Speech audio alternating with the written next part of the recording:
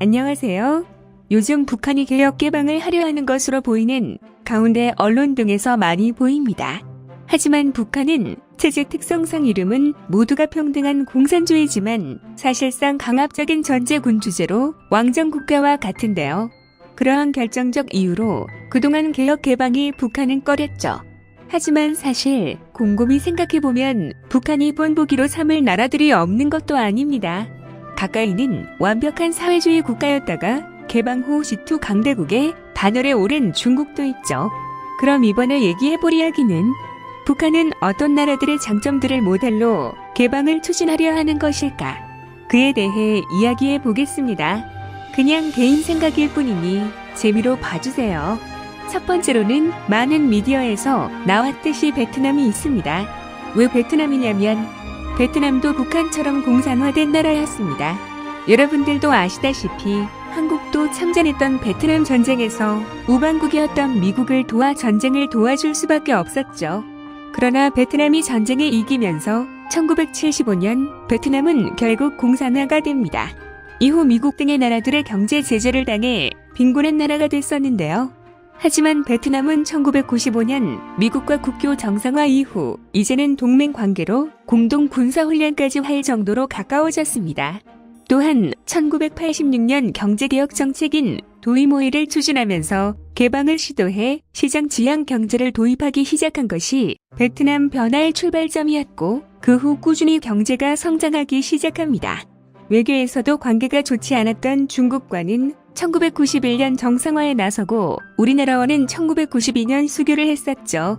마침내 1994년에는 미국의 경제 제재가 해제되고 2007년에는 세계무역기구에 가입하게 됩니다.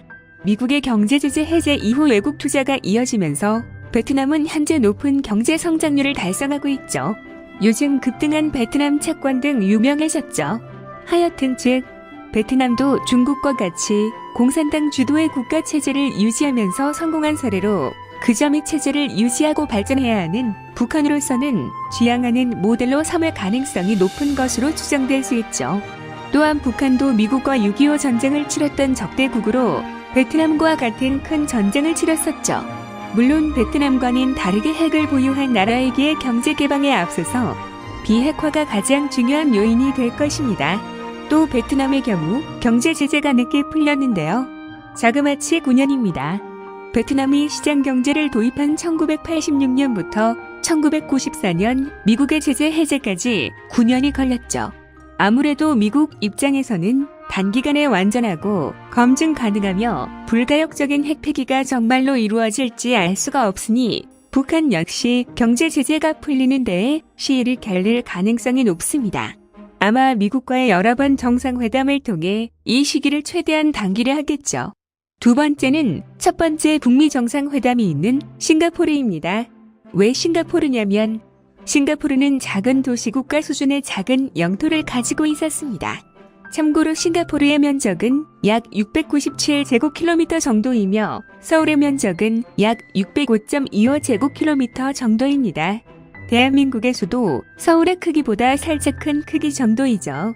또한 지원이 필요한 가난한 나라였습니다. 뚜렷한 자원도 없는 나라였기에 말레이시아의 지원 없이는 살기 힘든 나라였죠. 하지만 1965년 말레이시아 정부로부터 분리 독립을 당했습니다. 당시 총리였던 리쿠안유는 이를 막으려 했지만 말레이시아는 매정하게 강제적으로 분리 독립을 시켰죠.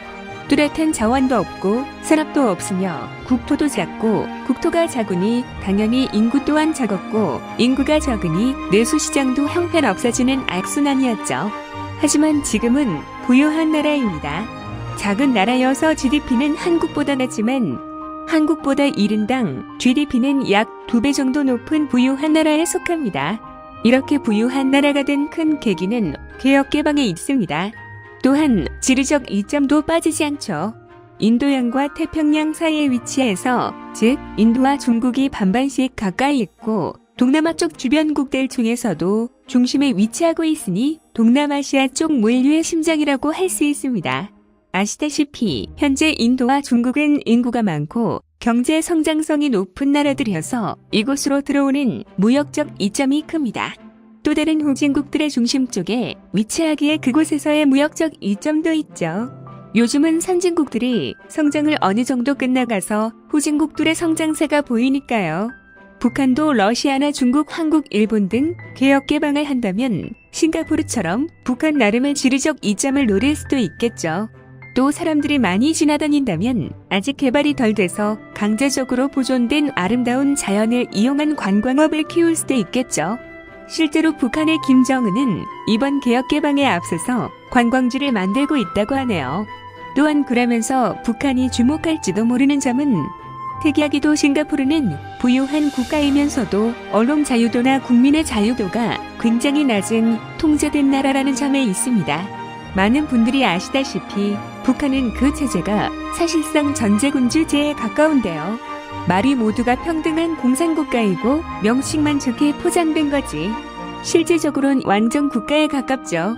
그렇기에 북한은 필연적으로 개혁 개방을 하더라도 자국민들을 강력하게 통제를 해야 하는 딜레마에 빠져 있죠. 체제가 정당하지 않으니 가장 위협하는 게 개방에 의해 의식이 깨어나게 되는 국민들이니 말이에요.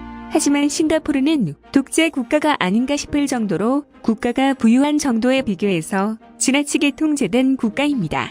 언론뿐만 아니라 국가의 인터넷 규제도 심하다고 하네요. 북한의 김정은에게는 굉장히 매력적인 점이죠. 나라도 부자 국가가 되는데도 통제 또한 되니 이런 사례들에서 가능성을 보고 절대 개방을 하면 안 되는 나라임에도 불구하고 개방을 하려고 나선 게 아닐까 생각도 듭니다. 세 번째는 중국입니다. 북한은 헬멘 국가로 역사적으로 밀접한 관계에 있는 나라이죠.